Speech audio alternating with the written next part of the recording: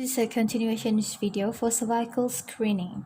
So previously we have a pap smear whereby it's actually it's a cytology whereby after scraping of this cervix you can actually obtain few cells and it can be seen by a microscope in its a cytology. But now we are moving to Hpv genotyping, whereby you can check the Hpv DNAs, like what I've mentioned earlier. So this is because the statistic in the UK in the audits tells us that the normal cytology findings account about 93.8%, while the mild dyskaryosis account about 2.5%. This is in the MCQs. And then we have the moderate dyskaryosis,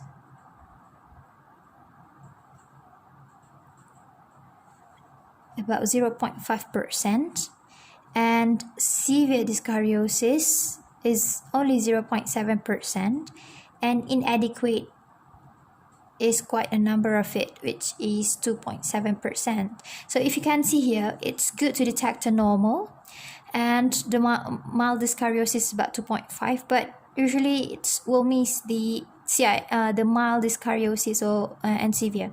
So it tends to miss CIN2 and above. Okay, so that is why the Hpv genotype is now in place, replacing the pap smear as the primary screening. So they try to advocate the use of the genotype as a primary screening, and also a screening for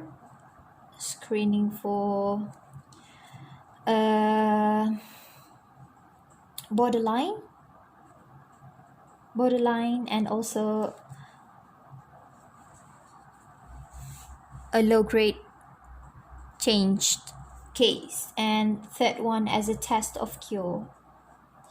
Test of cure means, as we know, after the treatment of CIN2, for example, with LLTZ, or with the trachelectomy, or the cone biopsy, basically the patients need to have follow-up. So initially 3 monthly follow-up for 3 years, and then 6 monthly follow-up up to 5 years after the treatment, and then annually until 65-year-old. So basically so they try to replace this with the Hpv genotyping. So that is why now they in MCQs as well, for the part 1, they advocate to know about the UK Hpv Screening Program that was started in 2019, last year. So they, first of all, the advocations on the vaccinations. As you know, the vaccinations can prevent 99.8% of CA, cervical CA. So they advocate the teen, 12 to 13-year-old teen, to have the vaccinations, HPV vaccinations, either bivalent or quadrivalent, and they introduced a catch-up program for those who did not receive the vaccinations earlier.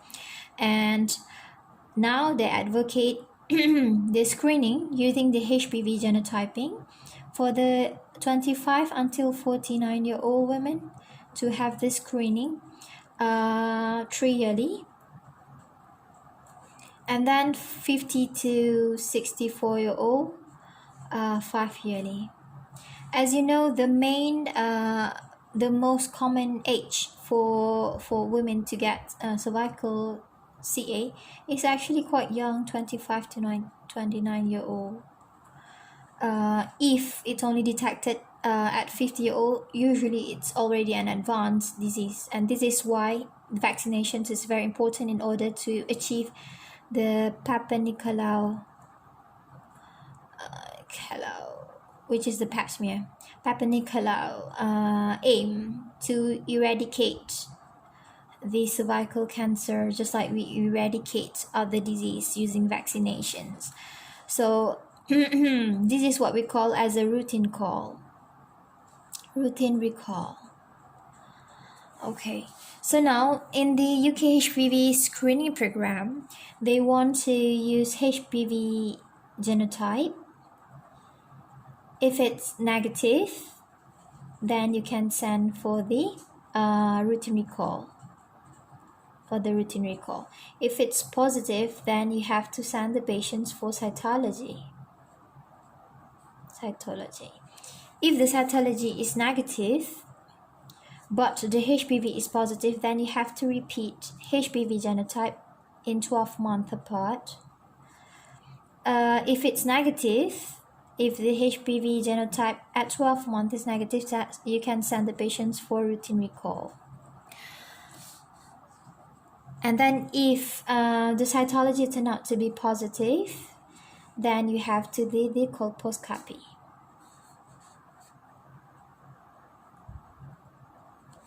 Send patient for colposcopy.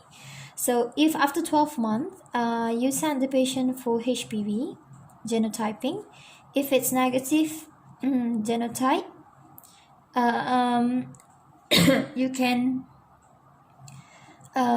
actually send the patient for routine recall.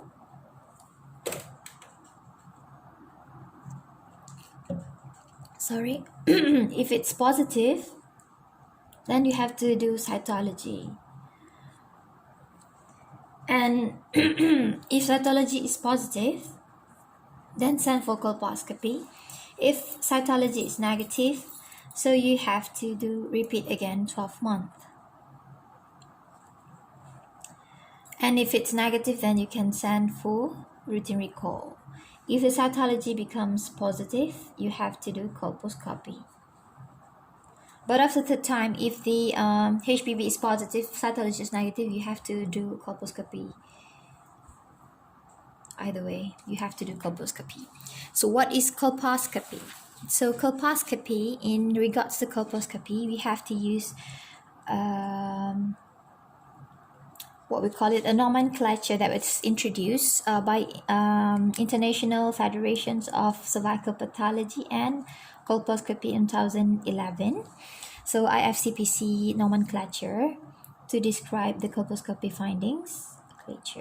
Okay, but what is colposcopy? In MOG part 1, usually we have to describe what is colposcopy.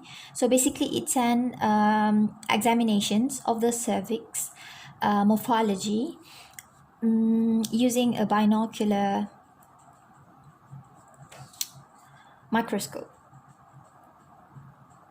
So usually it has a few diopter, and usually we use magnifications of 6 or 7 magnifications. And then usually from the binocular, from the colposcope itself to the cervix, usually it takes about 30 centimeter away to have a good and sharp visualizations of the cervix. And then you have to first describe the cervix according to the Ifcpc nomenclature. After clean the cervix with saline, and then after using the acetic acid. Acetoacetic is a ketone body. Acetic acid 5%, whereby you can see the whitish border of the cells. So basically, what is acetic acids? It's an acid that actually initially in the normal squamous cells of the cervix, you can visualize the basal layer of the cervix, because the cells in a normal condition, it is transparent, it's a translucent, you can see. So you can see a normal red cells. But in case of the abnormal pathology of the cervix, the cells now become big. The nucleus is big, so there is a dyskaryosis, there is a anisocytosis with different shape, poikilocytosis and hyperchromatin. So usually the proteins in the DNA is high as compared to the normal one. So after applying the acetic acid, there will be a denaturation of the cells, causing it to be more opaque. So it's become opaque and white. So basically you can't visualize the base of the cervix because of this changed in the cells. So you can't see. So that is why you see the whitish irregular border of the cells after applying the acetic acid because of the denaturation.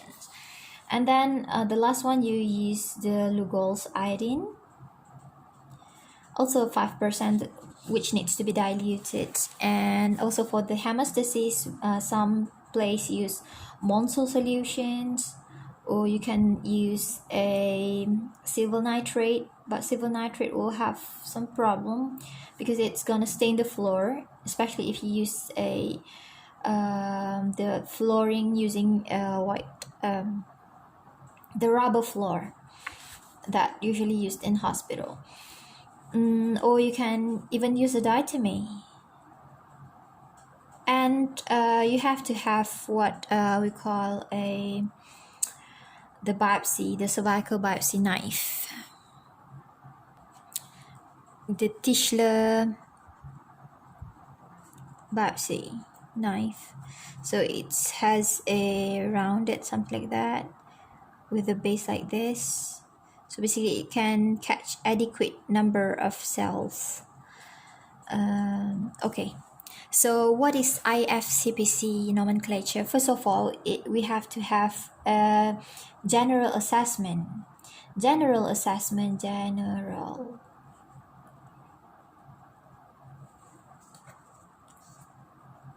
assessment of the cervix. So basically first you have to describe the transformational zones that you see. So usually if you see something like this, then it's a type 1 transformational zone. If you see less, then you still can see the cuboidal cells, which is reddish in color usually, but it's close to the upper border limits of the visuality, so it's a type 2. If you can't see the inner border of the transformational zone, then it's a type 3. So type 3 usually inadequate because you can't see the upper border of the squamous columnar junctions, as what I explained earlier in the videos. And then what else you have to actually mention is about the normal findings. If it's a normal, then you have to describe few types of normal coposcopic findings. So normal coposcopy findings, usually one, it can be a matured squamous cells, or it can be atrophy, it's also normal. Squamous cell. Or sometimes you can see atropion. Atropion, basically it's a glandular cell, it's a columnar cells that protrudes out, but it is a normal cells that you can see sometimes like this in the cervix. So this is the os. So ectopy also is a normal findings. And then you have to mention if you find a Nebulian Cyst. So Nebulian Cyst basically just, as you know previously, at the transformational zone, its originally is a endocervical type of basal cell. So it has these projections, and after the squamous metaplasia, the columnar behind here will produce a secretions and causing it to become a cyst. And from ultrasound you can see a small low eco-translucency of the Nebulian cyst. So this also can be described in the colposcopy findings. And of course, if it's a pregnancy, then you have to describe about the pregnancy deciduous change in the cervix. So if it's abnormal, you have to go very systematically when you talk about the abnormal findings. So first, you have to mention the locations in regards to the transformational zone. So you have to say whether it is actually inside the border or outside the border of the transformational zone. So this is a transformational zone. For example, you have a mass here, so you have to say it's actually the inner or the upper border, the inner border of the transformational zone. And then you have to describe it as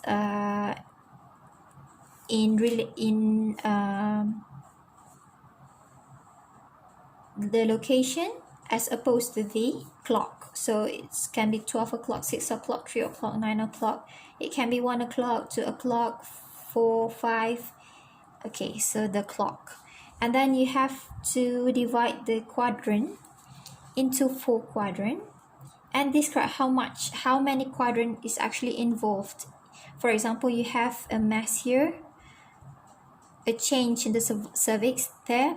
So you have to describe the Q1, Q2, quadrant 3 and quadrant 4 involvement. So it depends on that. And then there is also what we call a mosaic. This is in relates to the blood vessels that can be seen.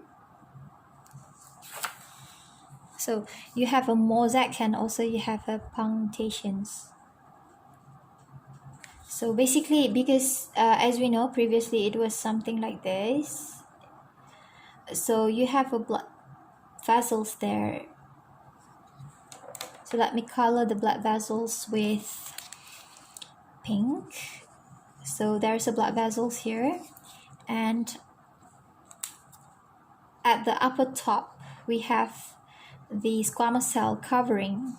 So this is what we visualize. So if you can see, so you actually, when you describe mosaic, it's actually the blood vessels that you've seen. So if you see a mosaic like this, a fine mosaic, then usually it's a grade 1.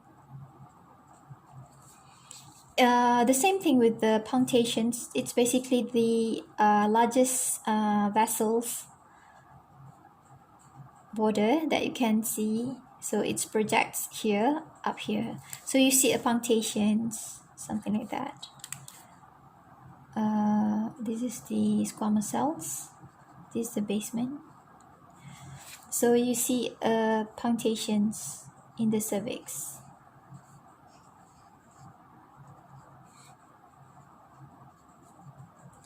So this is also a grade 1, a minor. Okay. G1. What about the major abnormalities? So major abnormalities can be varies. So sometimes you can see a dense aceto-white, because in grade 1 usually the aceto-white is only very thin aceto-white layers, because there is a less denaturations of the proteins.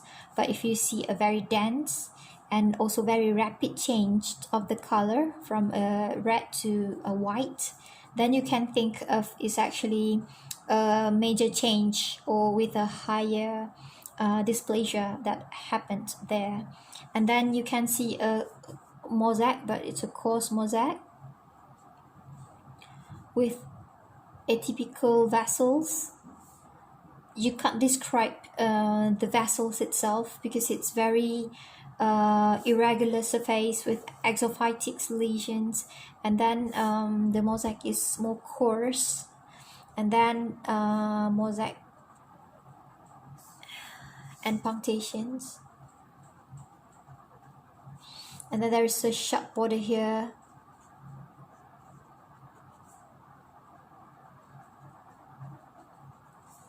And there is a specific sign for this. There is the inner border, inner sign, and also a bridge sign. which difficult to sketch, but basically it is something like this. You have the inner border cells, inner border signs of the transformational zone. Okay, so basically from here, what you need to do is to score them. There are two scoring that you can give. So one score is called swede score. It is there are 5 points there, and you have the reach colposcopy index as well. But basically the score for us to determine whether it is a normal or CIN1, or it can be CIN2 to 3, and then you can have a CIN3 to cancer. So the aim is to detect these interpretations of the colposcopic findings, and you can put a score there.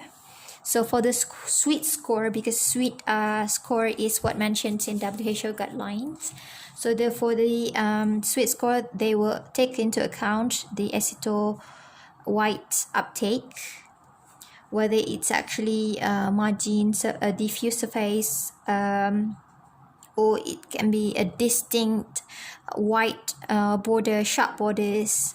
And then it takes into considerations about the vessels, whether you can see just like a branching, a normal vasculations, like a branching. But if you have the vessels looks atypical, then you have a higher score. So the scoring is 0, 1, and 2. And the highest score will be 0 to 4 is considered normal. 4 to 5 is like mild. 5 to 6. 5 to 6, more than 7 and above is a cancer. So I hope it helps.